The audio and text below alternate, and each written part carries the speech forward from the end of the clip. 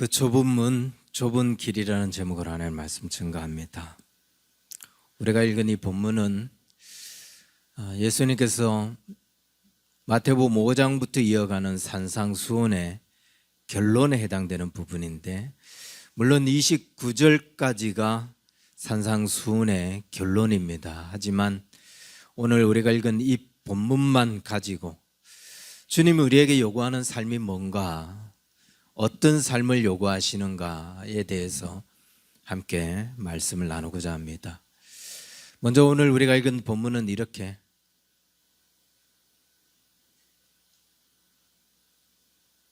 7장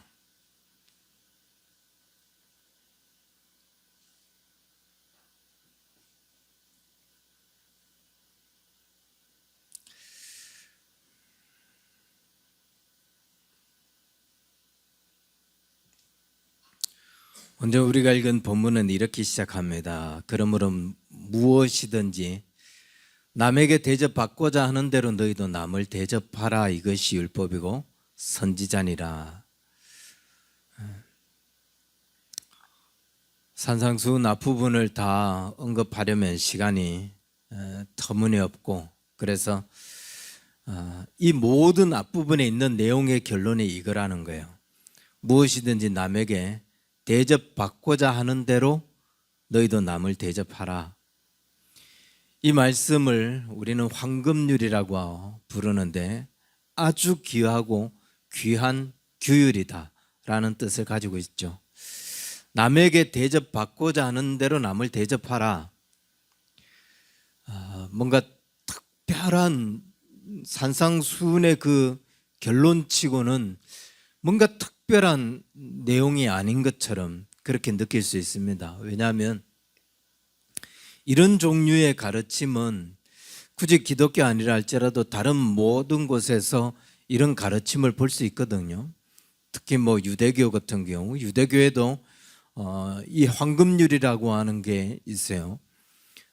힐렐이라고 하는 랍비에게 율법에서 가르치고 있는 게 결국 뭘 이야기하는 거냐라고 물을 때 그가 이 황금률을 이야기합니다. 너 하기 싫은 거 남에게도 하지 마라. 이게 유대교의 황금률이에요. 너 하기 싫은 거 남에게도 하지 마라. 그런가 하면 유교에서도 황금률이라고 이야기하기는 어렵지만 비슷한 내용이 있습니다. 우리가 평생 동안 지켜야 될 그런 가르침을 한마디로 이야기한다면 뭘 이야기할 수 있습니까? 자공이 물었어요. 그때 공자가 뭐라고 대답하냐면은 이소불욕, 내가 하고자 하는 것, 내가 하고 싶지 않은 것, 물시어인이라, 물시어인이라. 그걸 다른 사람에게 행하지 말라. 그러니까 내가 하고 싶지 않은 것 다른 사람에도 행하지 말고, 내가 갖고 싶지 않은 것, 더 이상 나에게 소용이 없는 것, 소유하고 싶지 않은 것, 그거 다른 사람에게 주려고 하지 말라는 거예요. 네, 가끔 보면 이런 일이 있습니다. 제가 요즘 우리 생활에 참 깊숙이 다가온 것 중에 하나가 당근인데 참 유용하게 우리가 쓰죠. 한 번은 냉동고가 필요해서 냉동고가 좀 있으면 좋겠다 하고 이제 당근을 보다가 마음에 드는 게 하나 있었어요. 그래서 그 주인에게 제가 구매하겠다라고 하니까 흔쾌히 알겠다고 언제 오라라고 해요. 그런데 그날 저녁에 다시 톡이 왔어요. 남편이 교회 갖다 준다고 팔지 말래요 라고 왔더라고요. 그래서 다시 제가 답장을 보냈어요. 제발 좀 교회 쓰던 물건 좀 갖다 놓지 말라고. 그렇게 답장을 보냈어요. 그러니까 물음표가 오더라고요. 이 사람이 교회 다니나 보다 이런 생각을 했겠죠. 그리고 며칠 지났습니다. 그런 말씀 저에게 해주셔서 감사합니다. 남편이 새 물건 교회에서 사서 갖다 놓기로 했어요 라고 답장이 왔어요. 내가 더 이상 나에게 필요 없는 거. 그런데 그냥 버리기에는 아깝고, 그래서 남에게 줄 때 남에게 남은 그것을 기쁜 마음으로 받을 수 있을까? 물론 없는 부분이었기 때문에 들어오면 그 아쉬운 부분이 조금 채워줄 수는 있겠죠. 그러나 내게 필요 없으면 다른 사람에게도 그렇게 반가운 물건이 될 수 없다는 거예요.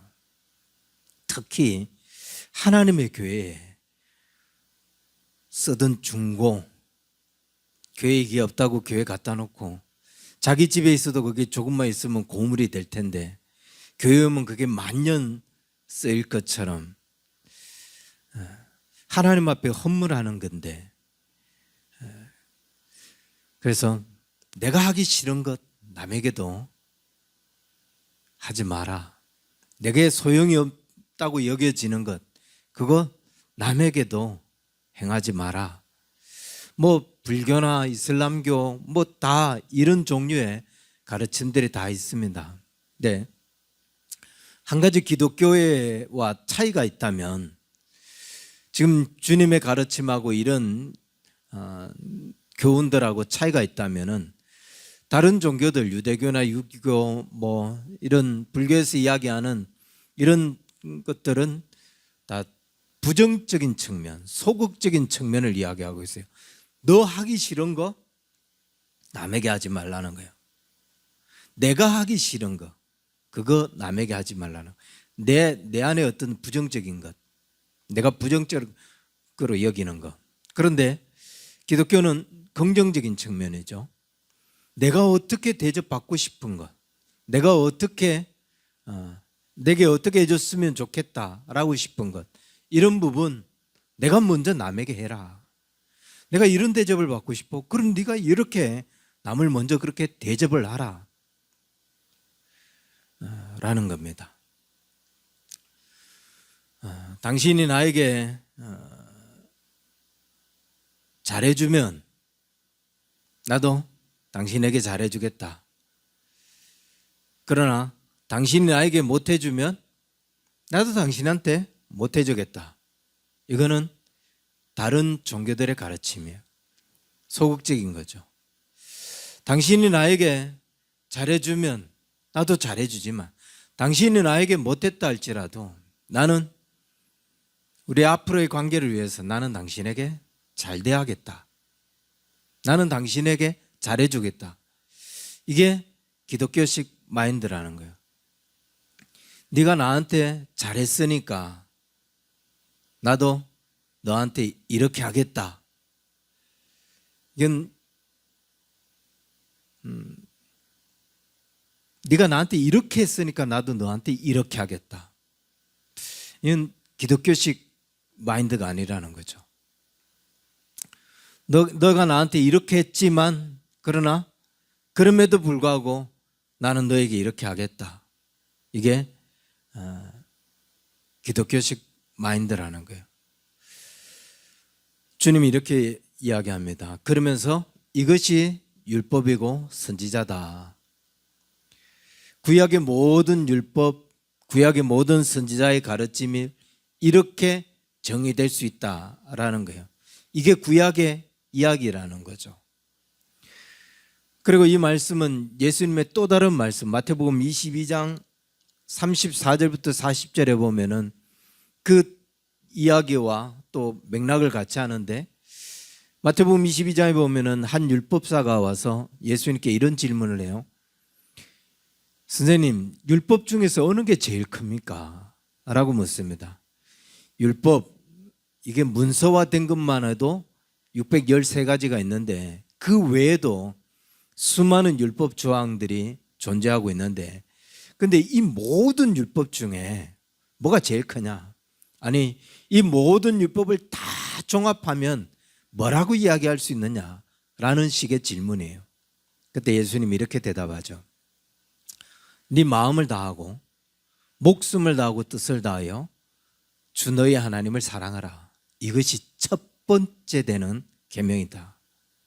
둘째는 그와 같은 거니, 둘째도 그와 같다. 내 이웃을 내 몸과 같이 사랑하라. 하나님을 가장 목숨을 다하여 힘을 다하여 그렇게 사랑하면서 동시에 이웃에도 그렇게 힘을 다하여 사랑하라.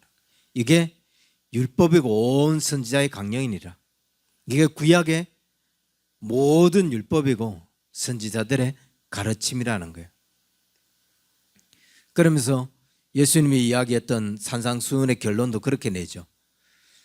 산상수훈의 결론이 이거다. 황금률, 하나님의 사랑, 이웃 사랑, 이게 황금률이다. 무엇이든지 내가 남을 대접하고 싶은 대로, 남에게 대접받고 싶은 대로 남을 대접하라. 이것이 율법이고 이게 선지자니라. 이미 산상수훈을 시작할 때 예수님은 이렇게 말씀하셨어요. 내가 율법이나 선지자들을 폐하러 온 게 아니다. 그것을 완전하게 하려 합니다.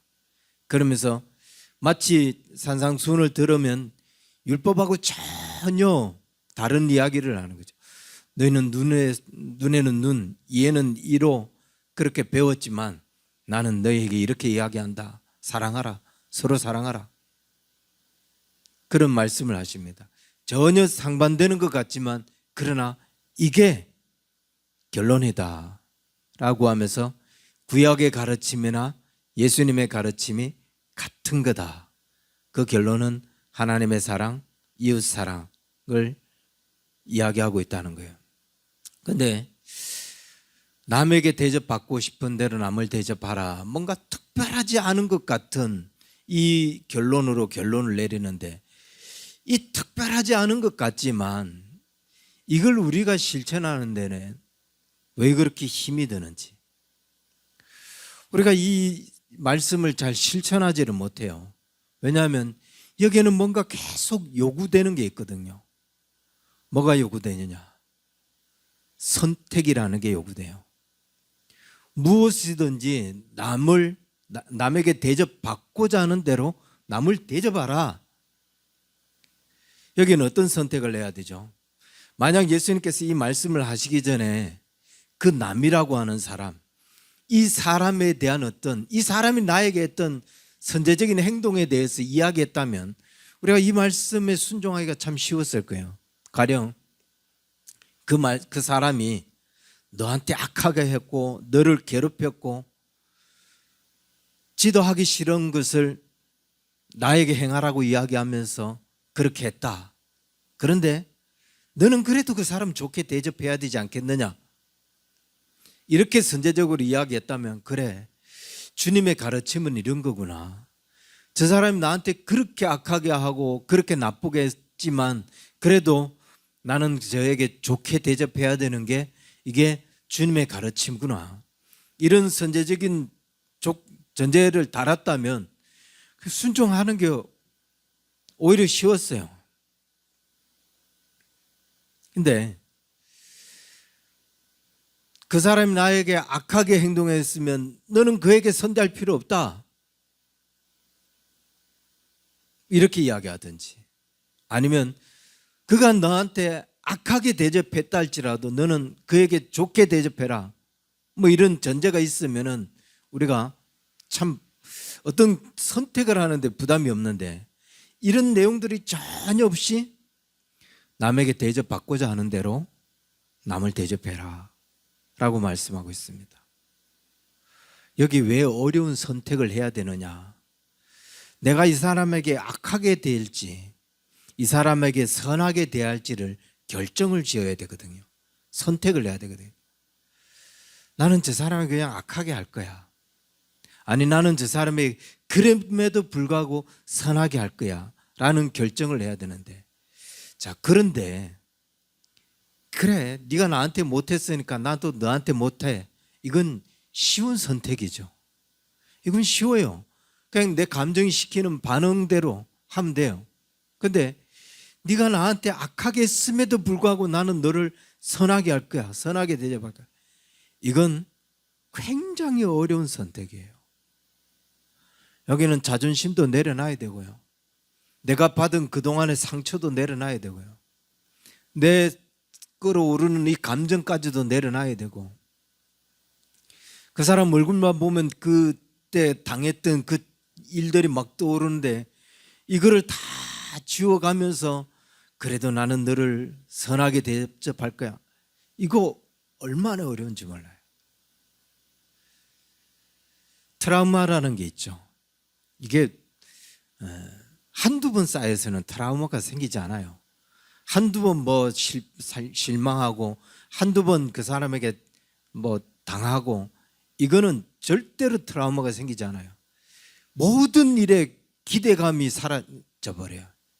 모든 행동에 그 사람에 대한 어떤 기대가 져버리게 돼요. 또 이렇게 할 거다.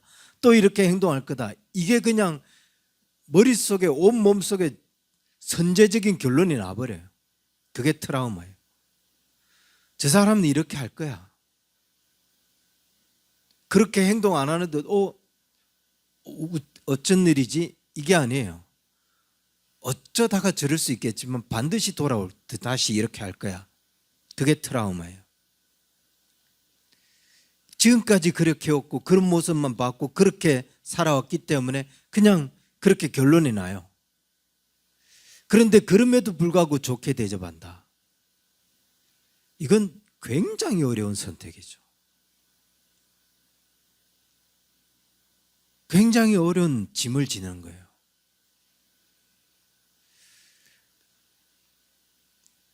혹시 이 말씀을 들으면서 이런 오해 혹은 이런 시험에 빠지지 않을 수 있기를 바라요. 왜냐하면 많은 그리스도인들이 그렇습니다. 자신이 비슷한 어려움에 빠지면 나는 그럼에도 불구하고 좋은 선택을 해야 되나 보다. 그럼에도 불구하고 난 그렇게 어려운 결정을 해서 그 사람을 대접해야 되나 보다. 그러면서 막 그 영적 함정에 빠져서 살거든요. 이런 어려운 선택을 해야만 하는 경우가 있어요. 저는 그렇게 말씀을 드리고 싶습니다.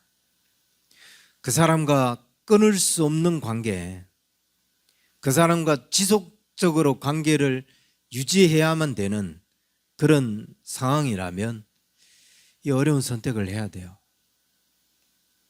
그럼에도 불구하고 그 어려운 선택을 하려고 계속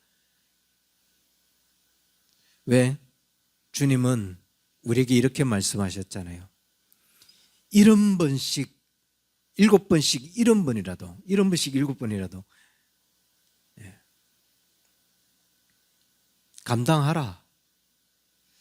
그렇기 때문에 계속 그것을 감당하려고 트라우마가 있다 할지라도 그것을 감당하려고 애를 써야 돼요. 수많은 그리스도인들이 말씀의 올무가 됩니다. 그래서 그가 나한테 막 의도적으로 악하게 하는데 내가 그리스도인이라는 이유만으로 그 사람에게 잘 돼야 되거든요. 근데 이거는 이 관계가 어떤 관계에 대한 어떤 전제가 없어요. 그냥 내가 잘 돼야 되는데 잘 못하고 이 감정에서 그게 안 받아들여지고 이거에 대한 어떤 죄책감을 스스로 느껴요. 그러면서 그렇게 하지 못한 것에 대한 어떤 부담을 느끼면서 살아가요. 그럴 필요가 없다. 자신의 영적 생활을 위해서라도 그것에 대한 자유함을 가져야 된다. 왜? 지속적인 관계가 아니라면 절대로 그런 영적 부담감을 느낄 필요가 없다.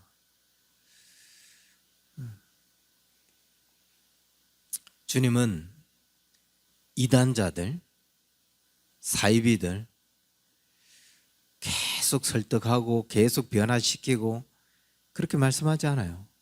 문 안에 들이지도 마라. 그냥 관계를 딱 끊어버리라고 하죠. 너무 냉정한 거 아닌가라고 생각될지 모르지만 우리 영적 생활에 영향을 주는 그런 관계, 그리고 이게 우리가 지속적으로 이어가야 되는 그런 관계가 아니라면 자유할 필요가 있다. 그에게 계속 긍휼을 베푸지 못한 것 때문에 자신이 자책할 필요까지는 없다. 그래서 계속 그 관계를 이어가야 되는 경우를 이야기합니다. 그럴 경우에는 짐을 질 수 있는 것, 어려운 선택을 할 수 있는 그런 삶을 살아라. 근데 이 어려운 선택, 그 어려운 선택이 뭐예요? 내가 그냥 내 마음 편한 대로 가야 되겠다. 이러면 그냥 내 마음이 좀 쉴 수 있는 것, 내가 좀 편할 수 있는 것, 그거 선택하면 좋겠는데 대부분 이런 경우에는 내가 뭔가 많은 손해를 봐야 되고 내가 뭔가 꾹 참아야 되고 내가 쌓여있는 모든 것들을 다 또 기억지 말아야 되고 정말 고통스러운 과정이에요. 그 불편함을 내가 선택해야 되거든요. 그냥 이렇게 얼굴을 보지 않아도 그냥 슬쩍 스쳐 지나가거나 뭔가 추억이 떠오르기만 해도 갑자기 표정이 굳어질 만큼 그만큼 우리의 감정이 그로 인하여 트라우마가 생기는데 근데 그 모든 불편함을 다시 억누르고 그래 좋게 대접해야지. 이게 얼마나 어려운가. 하지만 남에게 좋게 대접받고자 한다면 너희도 남을 좋게 대접하라. 그게 오늘 주님의 가르침이에요. 이게 황금률이라고요. 이게 특별한 게 아니다라고 누가 이야기할 수 있죠? 이게 정말 인생을 살아가는 데 있어서 이렇게 쉽게 이걸 감당할 수 있는 사람 누가 있나요? 우리가 읽은 본문 13절 14절에 이어가면서 이렇게 이야기해요. 좁은 문으로 들어가라. 멸망으로 인도하는 문은 크고 그 길이 넓어 그리로 들어가는 자가 많고 생명으로 인도하는 문은 좁고 길이 협착하여 찾는 이가 적음이라. 그래서 너희가 이게 트라우마가 있든 없든 그 사람 때문에 그냥 몸이 후루들 떨리든 말든 그럼에도 불구하고 너희가 남을 좋게 대접해라. 좁은 문으로 들어가. 그 길, 그 좁은 길. 넓은 길도 있어. 그 길은 넓고 그래서 찾는 사람들이 많지만 그러나 인생에는 그 넓은 길만 있는 게 아니라 좁은 문, 좁은 길이 있다. 그리고 너희는 그 좁은 문, 좁은 길을 가야 된다. 주님 얼마나 그게 힘든데요. 그렇기 때문에 내가 너희에게 이야기하는 거야. 그 길은 좁고 협착하다. 그래서 찾는 사람이 많지 않아 라고 말씀하고 있는 거예요. 너무 힘든데 그래서 그 문이 좁은 문이라는 거예요. 너무 감당하기 어려운데 그래서 그 길이 좁은 길이라는 거예요. 그런데 넓은 길, 수많은 사람들이 그래서 넓은 길, 넓은 문을 선택하지만 거기에는 멸망으로 이르는 길이고 좁은 문, 좁은 길을 가라. 이게 너를 생명으로 인도하는 길이다 라고 말씀하고 있는 거예요. 너에게 선택해라. 네가 물론 남을 악하게 대접할 수도 있고 또 너는 좋게 대접할 수도 있다. 어느 걸 선택할래? 물론 너에게 좁은 문도 있지만 넓은 문도 있어. 그러나 그 넓은 문은 많은 사람들이 다 네가 느끼는 대로, 네가 괴로워하는 대로, 그래서 그 괴로움을 피하고 싶어서 그냥 편하게 가자라고 생각되는 대로 수많은 사람들이 다 그렇게 선택하는 길이야. 그런데 그 길은 멸망으로 가는 길이고 좁은 문이 있단다. 찾는 이가 많지 않은 좁은 길이 있단다. 그런데 그 좁은 길이 생명으로 이끄는 길이네. 선택해라 라는 거예요. 좁다는 것 자체가 굉장히 어렵다는 거잖아요. 굉장히 힘들다는 거잖아요. 협착하다, 이게 헬라어를 찾아보니까 들리보, 원 기본형이 들리보예요. 누르고 짓누르고 뭐 짜내고 이런 뜻을 가지고 있거든요. 그냥 그 길 자체가 나를 짓누르고 짜내고, 이게 그래서 사도 바울은 고린도후서에서 우겨쌌다, 사방으로 이게 우리를 우겨쌌다라고 그렇게 표현을 해석을 했어요. 그냥 이 길이 그냥 시쳇말로 사람 환장하는 거죠. 그 길만 바라보면은 마치 내가 우겨쌈을 당하는 거예요. 그 트라우마에 우겨쌈을 당하는 거죠. 마태복음 13장 21절, 24장 9절에서는 이 딜리버를 환난이다라고 표현을 했어요. 그건 환난이다. 그건 내 인생의 환난이다라는 거예요. 얼마나 힘들면. 그런데 그 좁디 좁은 그 길을 선택해야 하는 이유가 있다. 그 길을 가야 되는 이유가 있다는 거예요. 뭐냐? 그 길이 생명으로 인도하는 길이다. 마치 환난이고 마치 우겨쌈을 당하는데, 그럼에도 불구하고 나를 짓누르는데, 그럼에도 불구하고 그 길을 선택해야 되는 이유는 그게 생명으로 인도하는 길이기 때문에.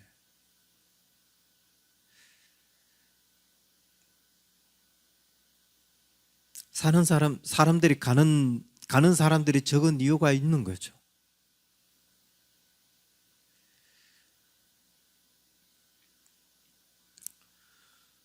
열왕기 상인가 열왕기 상 18장에 보면은 아하방 시대에 이런 말씀이 있어요.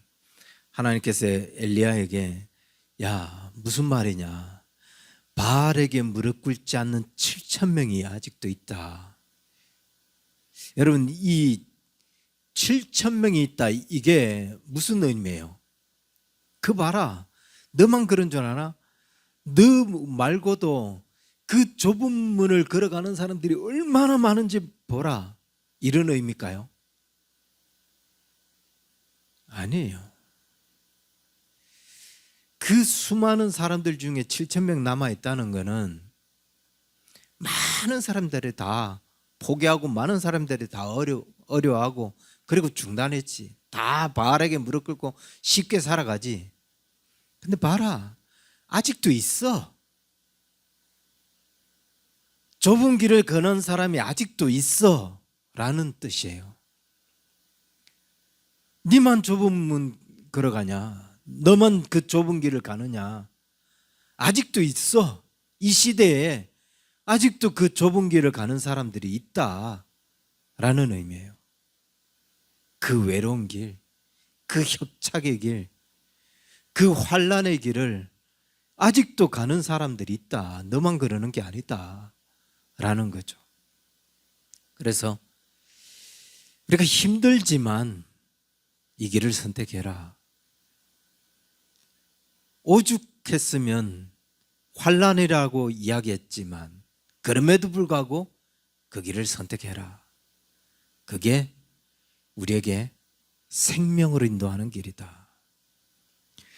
끝으로 한 가지 더, 주님은 이렇게 짧게 표현을 합니다. 15절부터 20절, 마치 이게 오늘 이야기하는 본문과 다른 내용 같지만 거짓 선지자들의 이야기에 대해서 갑자기 이야기하면서 열매로 그들을 알리라라고 그렇게 이야기합니다. 지금까지 이야기했던 좁은 문, 지금까지 이야기했던 황금률, 남을 좋게 대접해라라고 하는 말씀하고는 다른 말씀처럼 보여지지만 아니에요. 같은 맥락이에요. 거짓 선자들을 삼가하라. 양의 옷을 입고 너에게 나오나 속에는 노략질하는 일이라. 너한테 쉽게 가라. 바로 그렇게 좁은 길을 가느라고 애를 써. 그냥 마음 편하게 뭐 그렇게 어렵게 살 필요 없다. 너무 힘들게 살려고 하지 마라. 라고 하는 사람. 이 사람은 겉으로 보기에는 양의 옷을 입은 사람 같지만 그 사람은 우리에게 노략질하는 일이라. 왜? 나를 넓은 문으로 가라고 자꾸 이야기하잖아요. 근데 그 넓은 문이 뭐예요? 다른 사람들이 다 가는 길. 그러나 그 길은 멸망으로 이끄는 길. 그래서 이 사람들은 너한테 참 이리처럼 양의 옷을 입은 사람처럼 보이지만 그 사람은 너에게 일이라 늑대라. 얼마나 많은 사람들이 이런 이야기들을 합니까? 우리 주변에서 우리를 위로하고 격려한다고 치고 너무 잘하려고 하죠. 뭐 세상 다 혼자 다 사냐? 그냥 좋은 게 좋다고 적당하게 살아. 우리를 격려해 주는 말들이 다 그런 말들이에요. 그리고 그 말에 우리는 행복해요.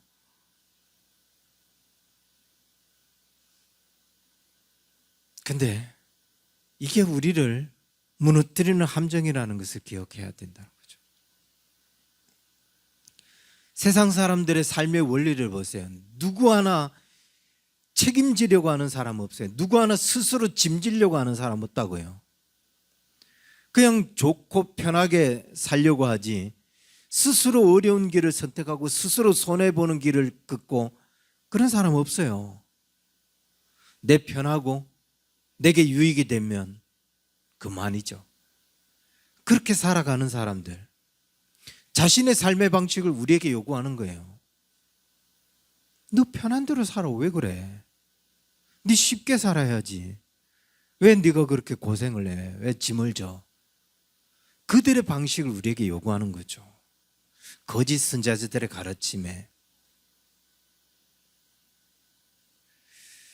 그들은 양의 옷을 입고 너희에게 나오지만 속에는 노략질하는 일이라.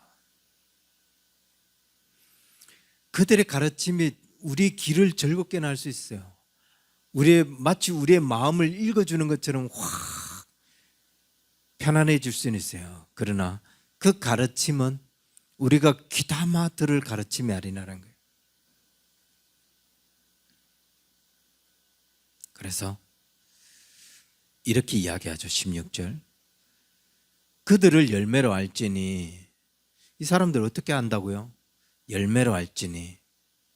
가시나무에서 포도를 엉겅퀴에서 무화과를 따겠느냐.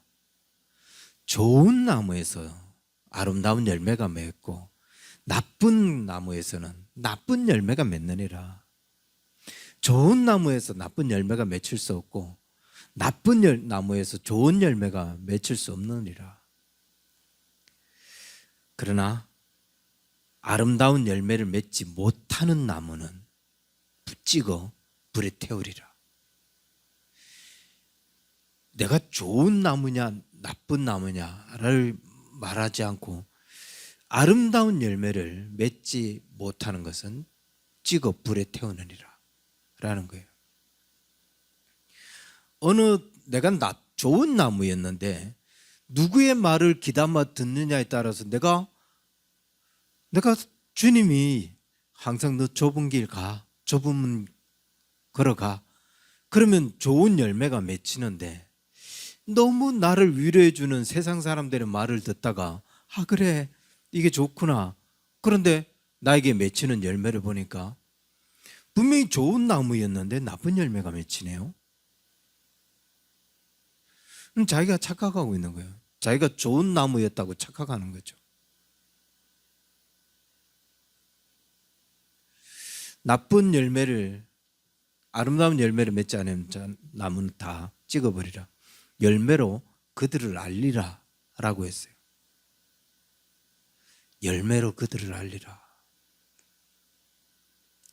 나를 생각해 주는 것, 나를 돕는 것 같고 나를 위로해 주고 격려해 주는 것 같은데, 그러면 이 사람들에게 맺히는 열매가 어떤 열매여야 돼요?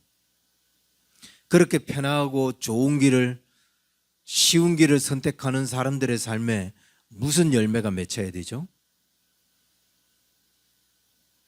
그들에게 좋은 열매가 맺혀야죠. 열매로 그들을 알리라고 했는데, 쉽게 살자, 편하게 살자, 좋은 게 좋은 거 아니냐, 내가 그렇게 해왔어요. 그럼 내 삶에 어떤 열매가 맺혀야 돼요? 좋은 열매가 맺혀 있어야죠. 그런데 그럼에도 불구하고 주님 원하시는 삶 살자, 그렇게 찢기고 그렇게 매맞지만 그럼에도 불구하고 주님이 원하시는 좁은 길 가자, 그렇게 가는 사람과 쉽게 살지 뭐, 쉽게 하지 뭐, 내 편한 대로 하지 뭐, 이렇게 살아온 삶의 열매들을 봐라.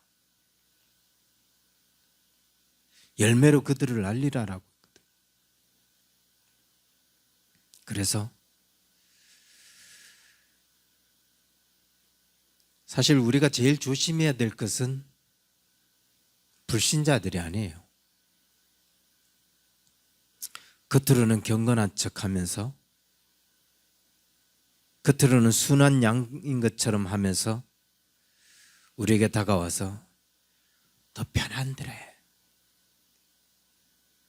네가 하고 싶은 대로 해, 그렇게 이야기하는, 이렇게 표현하면 좀 미안하지만 늑대들, 그리스도인 같으나 노략질하는 이리들. 그 사람이 일이라는 건 아니고 이런 가르침, 이리와 같은 가르침을 하는 사람 조심하라는 거예요. 그게 네 마음 편할 수 있겠지만, 그렇게 가는 게 네 속이 편할 수 있고 네가 쉽게 할 수 있지만, 그러나 어떻게 하겠니? 우리가 그리스도인인데 그래도 좁은 길 가야지, 그래도 좁은 문으로 들어가야지. 이게 우리가 귀담아 들어야 할 말이라는 거죠. 사람들은 짐을 지려고 하지 않습니다. 손해를 보려고 하지 않아요. 힘든 결정을 하려고 하지 않아요. 그러나 우리가 하나님의 사람들이기 때문에, 좁은 길을, 그 좁은 문으로 가야 될 사람들이기 때문에 우리는 계속 어쩌면은 힘든 그 선택들을 해야 돼요. 왜? 시편에서도 보면 이렇게 이야기해요. 복 있는 사람은 악인의 꾀를 쫓지 않는다, 죄인들의 길에 서지 않는다. 의인이기에 그냥 그 악한 길에 서지 말고, 그 악한 삶을 선택하지 말고, 어떻게든 더 힘들어도, 마치 이건 정말